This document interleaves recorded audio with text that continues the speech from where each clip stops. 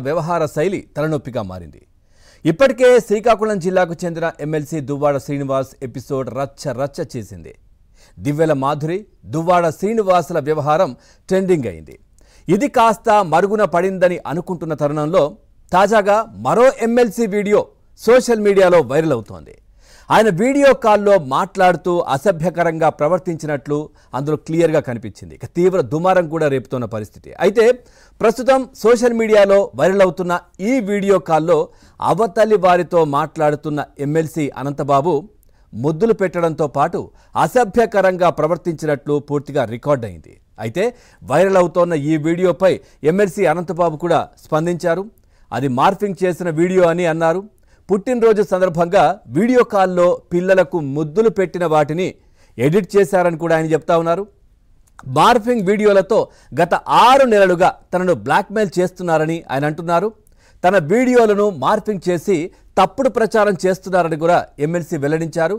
Honey trap చేసి తనను ఉద్దేశపూర్వకంగానే ఇరికించారని కూడా ఎమ్మెల్సీ అనంతబాబు ఆరోపిస్తున్న పరిస్థితి. ఎవరైనా కానీ ఇట్లాంటి వాటిలో దొరికితే నిజమే, నాదే వీడియో, నేనే చేశానని ఎవ్వరూ ఒప్పుకోరు.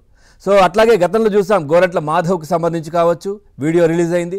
అంతకుముందు అంబటి అవంతి, ఆ తర్వాత కొద్ది రోజుల క్రితం విజయసాయి రెడ్డికి సంబంధించిన ఇష్యూ కూడా ఒకటి రావడం జరిగింది. ఆ తర్వాత దువ్వాడ శ్రీనివాస్, ఇప్పుడు ఎమ్మెల్సీ మాధవ్కి సంబంధించి కూడా చాలా గతంలో కూడా మనం చూసాం. డోర్ డెలివరీ అంటే డ్రైవర్ సుబ్రహ్మణ్యాన్ని హత్య చేసి డోర్ డెలివరీ చేసినటువంటి ఘటన.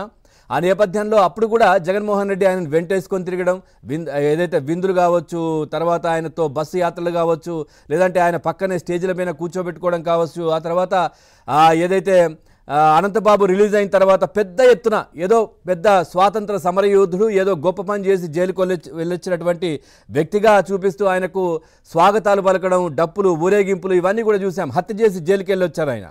సో దానికి కూడా కోర్టులో దానికి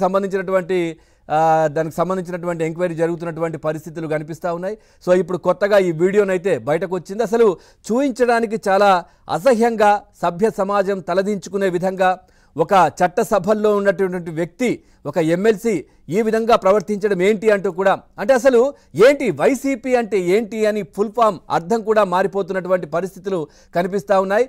జగన్మోహన్ రెడ్డి ఎందుకు ఇట్లాంటి వాళ్ళని ఉపేక్షిస్తున్నారు, ఎట్లాంటి చర్యలు తీసుకోవట్లేదు? గతంలో మనం చూసాం, అంటే గోరంట్ల మాధవ్కు టికెట్ ఇవ్వలేదు తప్పించి ఆయన బాగానే ఉన్నారు. ఆ తర్వాత అందరూ అవంతి కావచ్చు, అంబడి కావచ్చు, విజయసాయి రెడ్డి కావచ్చు, ఈ విధంగా అందరూ ఎన్ని ఎపిసోడ్లు అప్పటి అధికార పార్టీ వైసీపీలో కనిపించాయి మనం చూసాం. ఇప్పుడు కొత్తగా ఈయన ఉదంతం బయటకు వస్తున్న పరిస్థితులు. ఈయన పైన గతం నుంచి కూడా చాలా ఆరోపణలు ఉన్నాయి. రంగురాళ్లకు సంబంధించి, కలపాక్రమ రవాణాకు సంబంధించి పూర్తిగా ఒక వీధి రౌడీలా ప్రవర్తిస్తారనే మాటలు కూడా అక్కడ ఉన్నటువంటి స్థానికులు చెప్తా ఉంటారు.